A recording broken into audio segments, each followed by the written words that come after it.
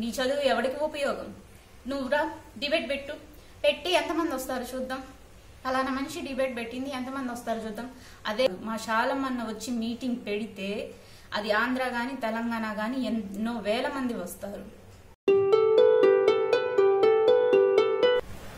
ప్రతి ఒక్కరూ శాలమన్న మల్లెపూలు గురించి మాట్లాడాడు. మల్లెపూలు పెట్టుకున్న వాళ్ళందరూ బజార్ మనుషులని మాట్లాడుతున్నారు. ఏం తెలుసు అని మాట్లాడుతున్నారు. మీకేం తెలుసు శాలమన్న గురించి అని మాట్లాడుతున్నారు. ఒక్కసారి ఇక్కడికి వచ్చి చూడండి, ఆయన ఏంటో మీరు చూడండి. ఎంతో మంది పిల్లలు వదిలేసిన తల్లుల్ని ఆయన ఎంత మందిని పెంచుతున్నారో చూడండి. వారానికి వచ్చేసి ఎంతమంది అక్కడ ఆహారం తింటున్నారో చూడండి. అట్లాంటిది ఏం తెలుసు అని ఆయన గురించి మాట్లాడుతున్నారు. ఏదో ఆయన మాట్లాడిన దానిలో ఒక ముక్క తీసుకొని వచ్చేసి ఇదిగో శాలమన్న ఇట్లా అన్నారు, శాలమన్న ఇట్లా అన్నారు. ఏమన్నారు? మీకు అసలు ఎందుకు అంత కోపం వస్తుంది? నేను పెట్టుకుంటాను మల్లెపూలు, చర్చికి వెళ్తాను, నాకేం కోపం రాలేదే. ఆయన ఎందుకు అలా చెప్పాడు?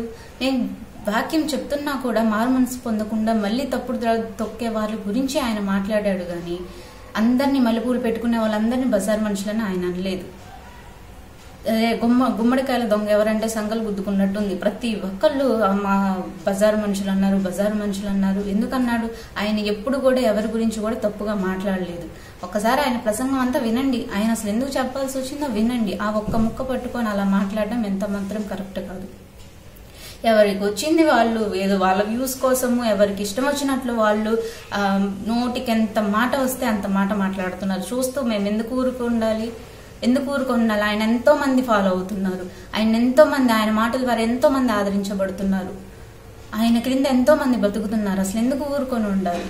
ప్రతి ఒక్కళ్ళు నోటికి వచ్చినట్లు మాట్లాడుతున్నారు. అసలు ఎప్పుడైనా ఎవరి గురించి ఆయన పబ్లిక్ గా వచ్చి లేదా ఒక వీడియోలో వచ్చి ఒకరి గురించి మీరు మాట్లాడినట్టు చెడుగా ఎప్పుడన్నా మాట్లాడారా? ఇంతమంది ఆయన గురించి మాట్లాడుతున్నా కూడా ఒక్కసారి కూడా ఆయన నోరు విప్పి ఇదిగో వీళ్ళు ఇలా పలానా వాళ్ళు నన్ను ఇలా అన్నారు అని కూడా ఏనాడు ఆయన చెప్పుకోలేదు. చెప్పుకుంటే దేవుని ముందు చెప్పుకుంటాడు అంతవరకే. కానీ అసలు వింటుంటే మాకే ఎంత బాధేస్తుంది. మీకు వేరే పనులేం లేవా? ఒక పక్క ఫ్లైట్ యాక్సిడెంట్ అయ్యింది, ఎంతో మంది ప్రాణాలు కోల్పోయారు. అట్లాంటి వాటిల్లో అక్కడికి వెళ్ళి వాళ్ళకి ఏదైనా సాయం చేయండి, వాళ్ళ కుటుంబాలకి. లేదా ఇంకా ఎక్కడ ఎంతో మంది పేదవాళ్ళు ఉన్నారు, వాళ్ళకి సాయం చేయండి. మీకు వేరే పనులేం లేవా? ఊరకు స్టూడియోలో కూర్చొని వీడియోలు చేసి ఏషా అసలు నా కంటానికి మీరు అన్న మాటలు నా కంటానికి కూడా రావట్లేదు. నాకు అంత బాధేస్తుంది. ఈరోజు నేను ఇంతవరకు ఎప్పుడు కూడా ఇట్లా వీడియోల ముందు వచ్చి మాట్లాడలేదు. కానీ నిన్న ఒక ఆమె స్టూడియోలో కూర్చొని ఏంటో సవాళ్ళు విసురుతుంది. ఏవమ్మా, ఏం చదువుకున్నావమ్మా నువ్వు? నీ చదువు నేర్పింది అదేనా?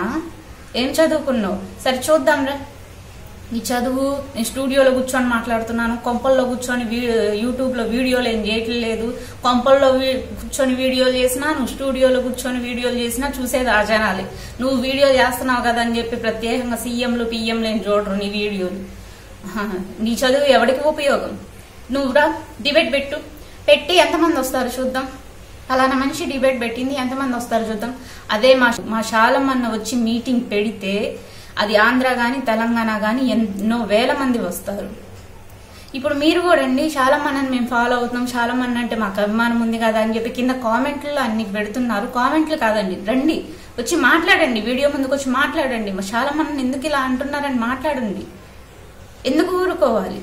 సరే ఒకళ్ళు ఇద్దరు అంటే ప్రతి ఒక్కరూ మీ ఇష్టం వచ్చినట్లు అసలు ఏం తెలియనోడు కూడా వచ్చి మాట్లాడుతున్నాడు. ఏం హక్కుందని మాట్లాడతారు ఆయన గురించి. ఈ రోజున ఆయన వచ్చి ఒక టీవీ స్టూడియోలో కూర్చొని మాట్లాడితే వాళ్ళు పడిపోయి ఉన్న టీఆర్పీ రేటు కూడా టీవీ వాళ్ళది పైకి వెళ్తుంది. అది శాలమన్న అంటే అది. అసలు ఏం తెలుసని మాట్లాడుతున్నారు. ఆయన ఓర్పు సహనం కల వ్యక్తి కాబట్టి ఇంతవరకు ఎవరెన్ని మాటలు అన్నా కూడా ఆయన మెదలకుండా ఉన్నాడు. ఆయన పనేదో ఆయన చేసుకుంటున్నాడు. కానీ ఎవరిని కూడా నోరెత్తి మాట అనలేదు. ఒక్క విషయం మాత్రం చెప్తానండి, మీరు ఆయన్ని ఎంత తప్పుదో పట్టించాలని చూసినా, ఆయన్ని ఎంత తొక్కేద్దామని చూసినా దేవుడు మాత్రం ఆయన్ని హెచ్చిస్తానే ఉంటాడు. ఇప్పుడు మీరు ఈ వీడియో అనే కాదు, ఏ వీడియో సరే ఈ మధ్య మరీ ఎక్కువ చేసేసారనమాట. ఆయన ఏ మాట మాట్లాడినా కూడా అది తప్పే. ఆయన అసలు ఏం మాట్లాడినా కూడా అందులో ఒక ముక్క కట్ చేస్తున్నారు. ఇదిగో శాలం రాజు ఇలా అన్నాడు, శాలం రాజు అలా అన్నాడు, ఇక దాన్ని ఒక పెద్ద హైలైట్ చేసేస్తున్నారు అనమాట. దాని మీదే డిబేట్లు పెట్టి వ్యూస్ల కోసం వీడియోలు చేసేస్తున్నారు. ఒక్కటి మాత్రం చెప్తాను, ఇది మాత్రం నిజం. మీరు చేసే ప్రతి మీరు ఏది చేయాలనుకున్నా కూడా, మీరు చెడు చెయ్యాలనుకున్నా కూడా దేవుడు ఆయనకి మంచిగానే మారుస్తాడు. ఇప్పటిదాకా ఆయన కొంతమందికే తెలిసేమో, మీరు చేసే ఈ వీడియోల వల్ల ఇంకా చాలా మందికి తెలుస్తుంది. ఆయన ఫ్యూచర్ లో ఇంకా గొప్ప స్థాయికి వెళ్తాడు. మీరు ఎక్కడే ఉంటారు, మీరు ఆడే కూర్చుంటారు, ఆ స్టూడియోలోనే కూర్చొని ఓవర్ డిబేట్లు పనిహిమాలని సోది చెప్పుకుంటా ఉంటారు.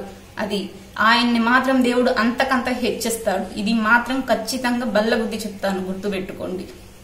మీరు అక్కడే ఉంటారు. శాలమన్న మాత్రం మీకు ఊహలకందనంత ఎత్తులోకి తీసుకెళ్లి దేవుడు కూర్చోబెడతాడు. దేవుడికే మహిమ కలుగును గాక.